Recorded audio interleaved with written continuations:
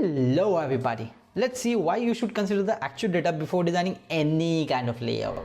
Take an example. If you are designing a layout of a car, okay, it has this product title and an amount and these two icons, so it is looking perfect over here.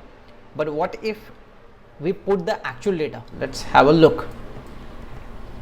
What happened? These two icons are gone. There is no space for this title. How you are going to handle this after filling the actual data which comes from the backend? Now check this out. This is the layout which is perfectly fine. The title placeholder needs more space to fit in the actual title. The amount, okay, it was 100, but what if it crosses this limit? Okay, and these icons, so they are fit here very properly.